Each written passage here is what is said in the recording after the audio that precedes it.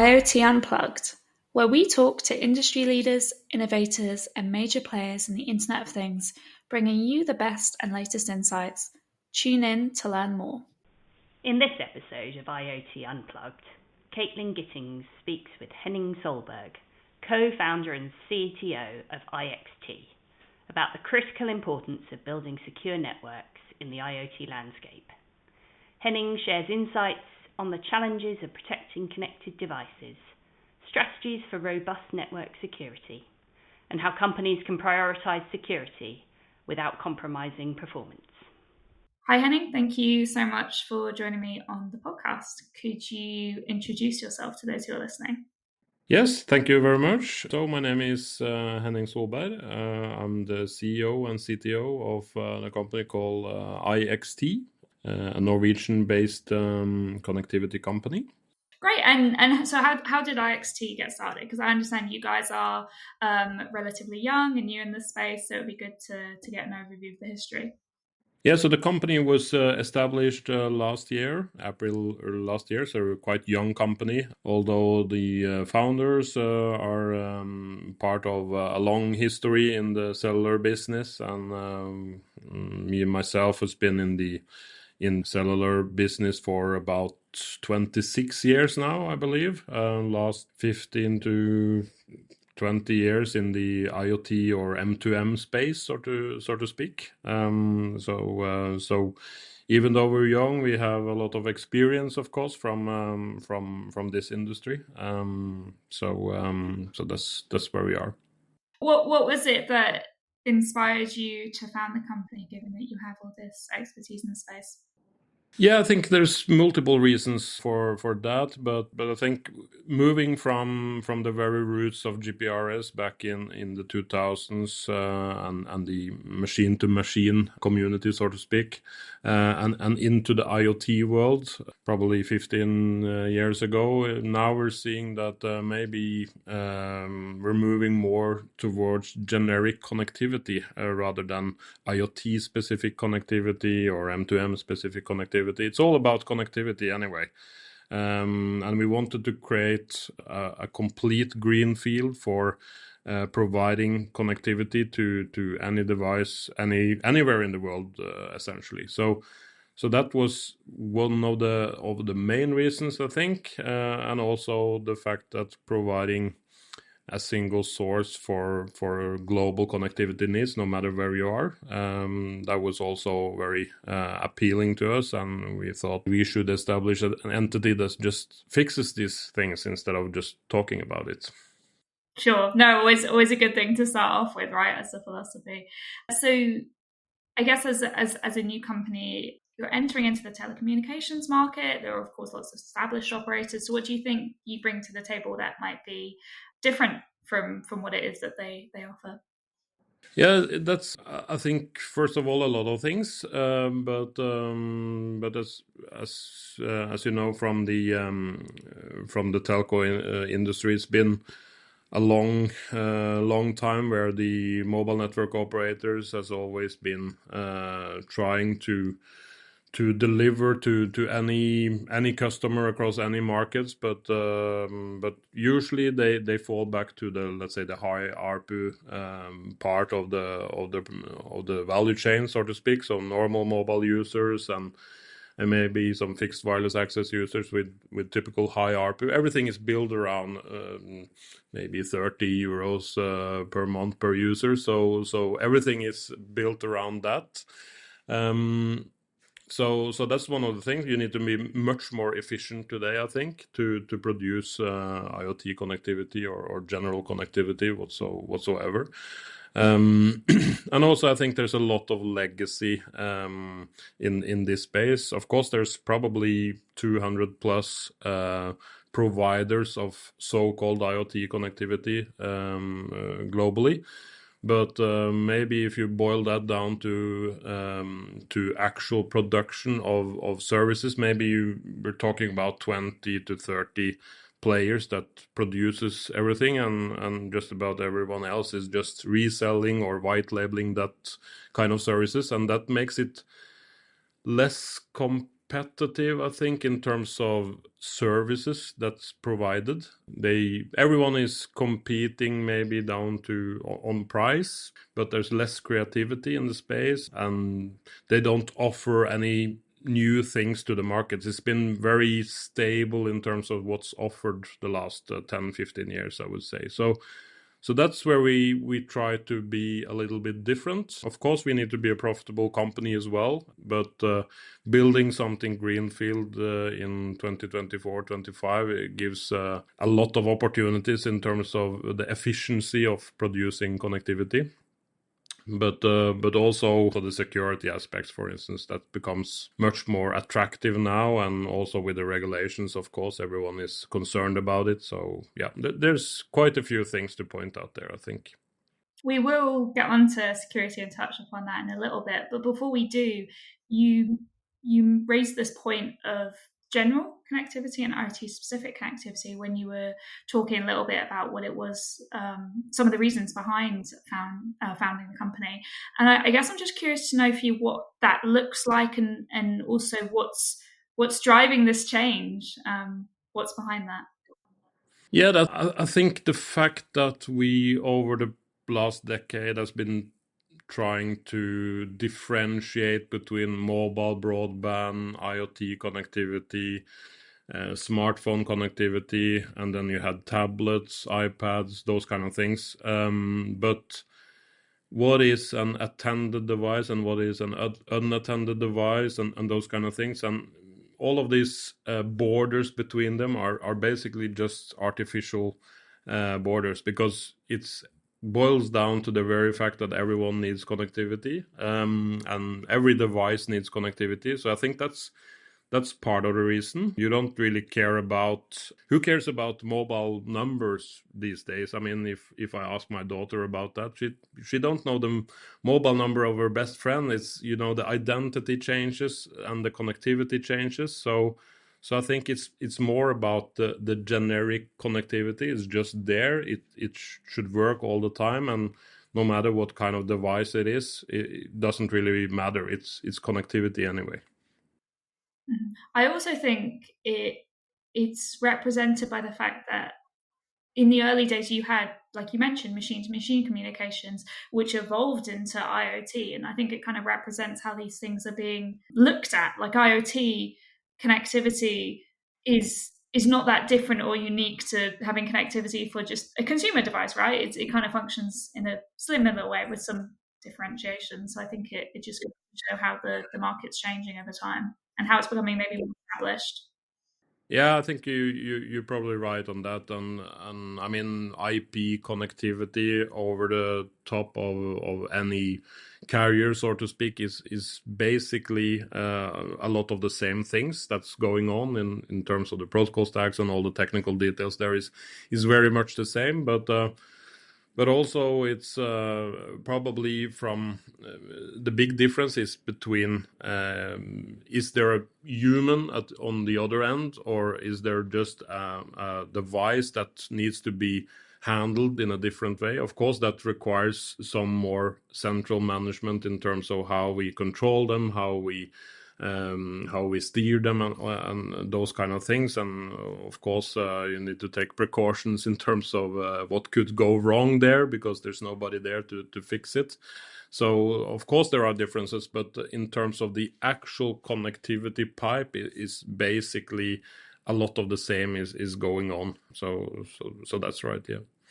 Sure. So what would you say today are some of the challenges behind, the ideal of providing reliable, secure, global connectivity and just having happy customers, I suppose, at the other end?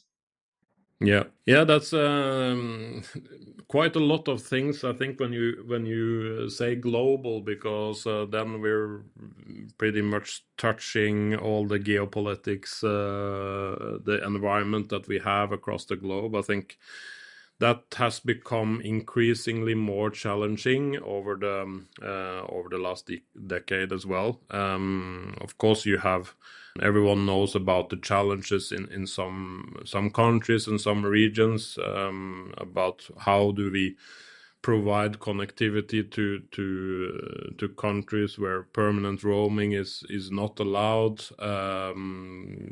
Those kind of issues. There could be operator specific things in some areas where you need to oblige to those kind of local rules. You need to localize the connectivity, basically handing over the connectivity to a local provider to make the device work in certain regions. So those kind of things is things that everyone needs to solve some one way or the other. The classical way there is from the telco side is to provide a technical solution to political problems, so to speak. But to some extent, of course, you can make it work. But I think also the industry has been using a lot of effort to try to overcomplicate the fact that there are other reasons why we can't do this in this area or in those kind of countries. So simplifying that is probably also something that the entire industry needs to focus on, and quite frankly, that's one of the things we are doing, because I don't believe that a company that makes GPS trackers or smart watches or whatever is very interested in SGP32 or any other technology, for that matter. If you produce those kind of services and those kind of products, you just want the product to work where you ship them. If there is a market in some country in the Far East or in China or in India, whatever, they want the product to work with the connectivity there. And if you are a reliable partner to that and fixes that, I think that takes a lot of the hurdle for these kind of companies. It definitely goes back to good business sense, which is, you take on the connectivity challenges and the stuff behind the scenes, and then your customers can focus on the technologies that they're selling to their customers and don't have to worry about, oh, I'm selling into this country, like, do I need to make sure that it will be connected? And I think it's just good advice all around. You touched upon security, Henning, which is, of course, I think a whole topic in and of itself, and probably something we could spend a long time talking about. But just out of interest, what would good security in a network look like, or how would that go? Yeah, I think that is also a good question. In terms of cellular connectivity, we have always been a bit different than let's say the enterprise world, where you have traditional networks, TCP/IP based networks, LAN networks, WAN networks, those kind of things. The cellular world has always been about point-to-point connectivity to a large extent. So of course you had the advantage of let's say isolating the endpoints from each other, and that's always been part of the whole mobile or cellular stack. But moving into the private APN space and separating mobile subscribers from other groups of mobile subscribers, those were the first kind of things we did in the M2M world, to separate it from, let's say, the regular mobile cellular phones in the network. So that was a good step to separate types of traffic, really. But I think also moving towards securing the end-to-end connectivity and removing some of the let's say attack surfaces from that part of the network is also an important step to secure the entire ecosystem, and that's where we see a large traction now, because there are demands, of course, in the NIS2 and the regulations that's going on, but also due to the fact that the whole zero trust concept has been around for a while in the enterprise world, and it's becoming more and more let's say present in the cellular world as well, and we see that customers are asking for it. It's definitely a good segue to talk about zero trust. As a framework, it's been around for some time, but as you correctly pointed out, it's becoming more popular. So my question to you would be, why do you think it's gaining traction at this moment in time? Yeah, I think it is a way. It is a different way of thinking security in the first hand.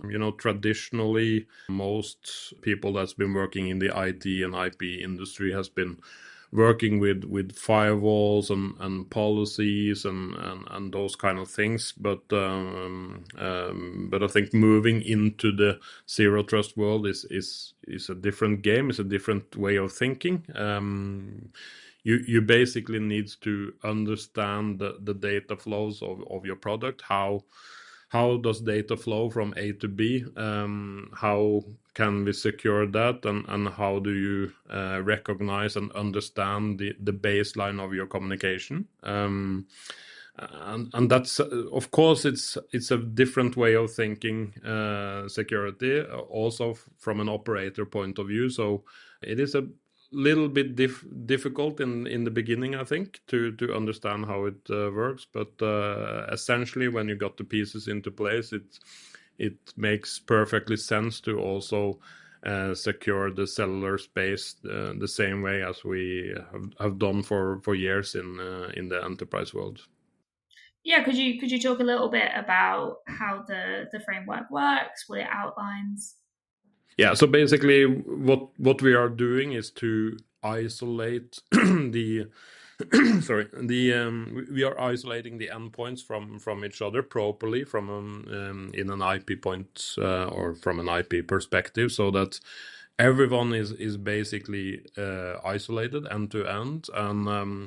And also we are putting equipment into the pod, so the endpoints are not actually, to put it in another way, maybe in the typical IoT space is that you have a lot of sensors or you have a lot of endpoints that talk into an head-end system or central server, those kind of things, and typically the sessions go directly from an endpoint into the central server all the way through.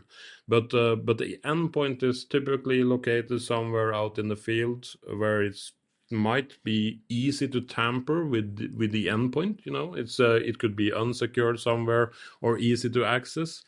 So it's very difficult to distinguish between a real session and a fake session from a central point of view if somebody get access to that endpoint. So essentially what you're doing is to put a device in between that actually look into this session and verify the session between the endpoint and the central servers. That's what we do from a technical point of view. But that also makes perfectly sense the other way around, because then from a network point of view, the sensor is not directly accessible for anyone. So it's just every traffic that goes to and from this sensor needs to pass through the zero trust endpoint in the network. So of course, from an IP point of view, is a totally different way of thinking how a session is established between A and B. Including myself being an IP engineer as a background, is different to think of it this way. But once you get your head around it, it makes perfectly sense. Presumably, as well, something like this kind of framework is very much warranted. I mean, you mentioned a sensor being, quite a typical IoT device that will be out somewhere remote, easy to tamper with, poor security, and I guess what this framework is trying to address is that it's like you said, kind of overhauling the whole thing. But by the sound of it, there is a need for something like this in IoT. Yeah, and I think we've been doing very much good things in the past as well, like adding IMEI locks on the devices, so you can't put the SIM into a new device. And we've been securing it through private APNs and VPN tunnels, IPsec, end-to-end tunnels, those kind of things. We've been doing a lot of good things in the past as well. But I think the fundamental difference is that in the past, once the device was there and up and running and it was talking some protocols here, we were trusting that that device was a good device, and as long as it reached the head end, and the head end was talking back to it, we were assuming that everything was okay. But learning from from the internet and from the enterprise world how easy it is to inject this kind of session with things that we don't really want to be there. I think this concept takes it much longer in terms of inspecting this data and verify it. And if there's something going on inside this tunnel, it also can block it and isolate it. So it's quite different from the normal security in the cellular worlds. So on that note that you're touching upon, it's you have to change your mindset, you have to change your system. What are some practical steps for organizations who are looking at adopting zero trust that they can take with them? Yeah, I think the good thing about this is that once it's implemented from a network point of view, you don't really need to think of it as something you need to care too much about. It is being handled as part of the network offering. So, for instance, in IXT, we have something called a secure net, and a part of the secure net offering is the zero trust network access capability. So this is already on an opt-out basis in what we are offering. So from an organization point of view, you just need to know that there are a zero trust network access capability in the cellular connectivity. But apart from that, everything looks the same. It works the same way around. The endpoints are talking to the head end and vice versa. So it's really just there and being part of the solution. And it's also important to point out that it's not that it's replacing any of the, let's say, the good old stuff we are also doing, like the IMEI logs or the geofencing or whatever you want to add as security feature. They are always there and they will probably be there, but it's an additional layer that goes into the very data plane of how the device are talking. Do you think an opt-out approach is what's needed as well, rather than having it be opt-in? Having people choose to have their network protected in this way. Yeah, I think it's at least what we are learning from our customers is that this is just something that they expect to be there as part of any, let's say, any connectivity solution, being wireless or wireline. I mean, it's been in the wireline business / enterprise business for quite some years, and customers are just thinking it's there. So I think it's the same way around with cellular. It's like in the CPE market, people are switching from fiber to fixed wireless access in some areas for various reasons, and even if it's wireless, they just think the same security should be there as in wireline networks. So I think that's a good approach. Of course, there are business models and such which doesn't necessarily fit directly into the IoT world, but I think that's solvable. That's just commercial discussion, but technically it's basically the same. It's IP all the way around. Sure. So how do you see zero trust evolving in the years ahead as a framework?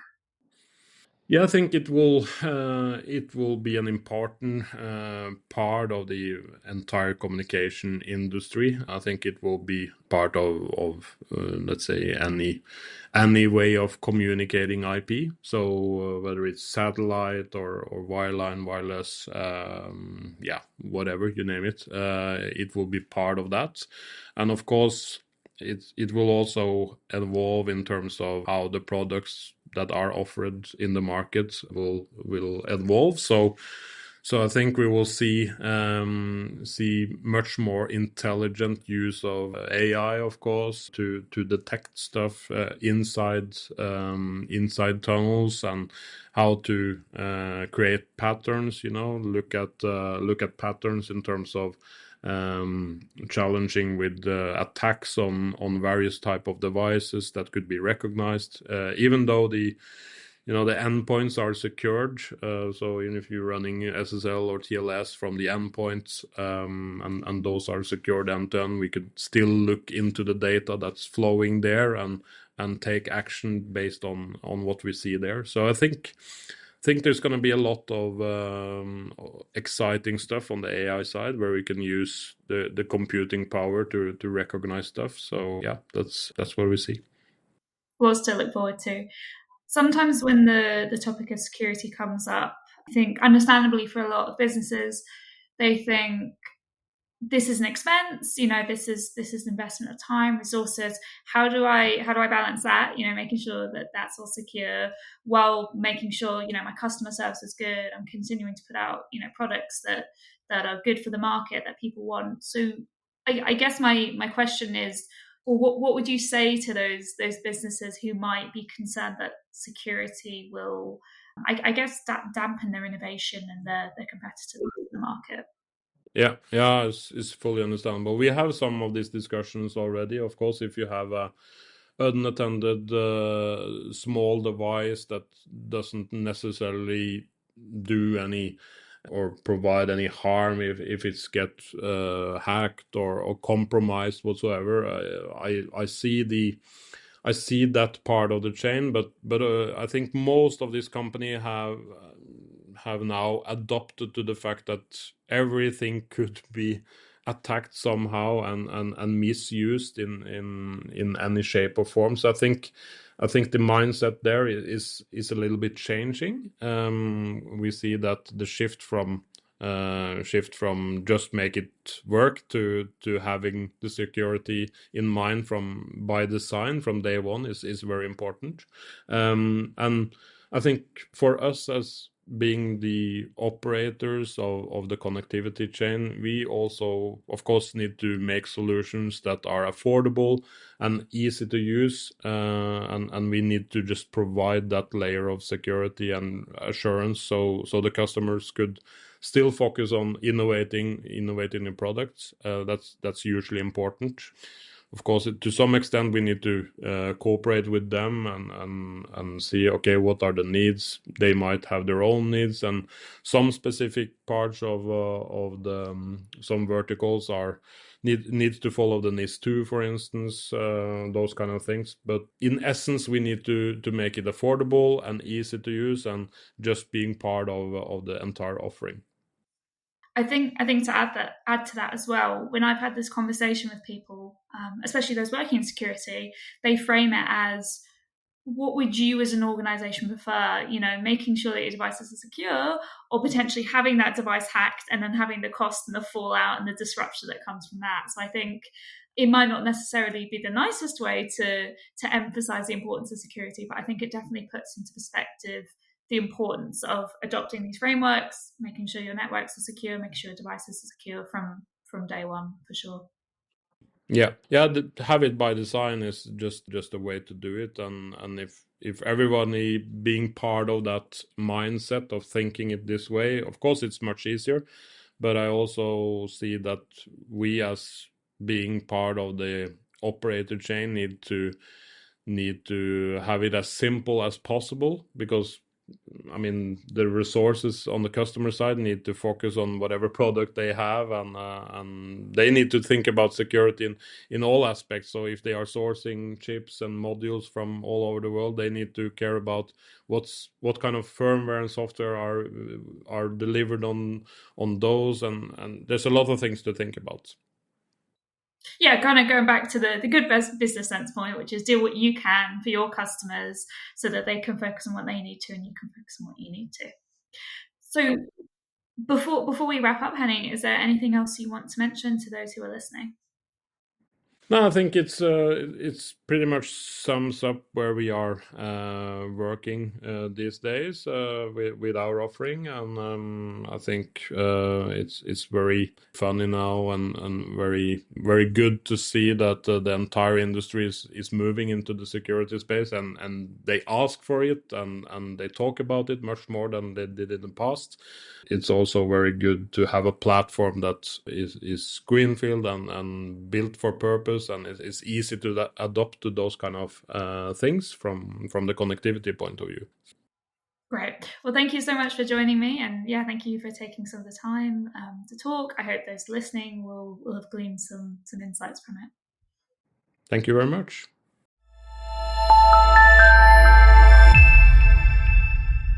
IoT Unplugged,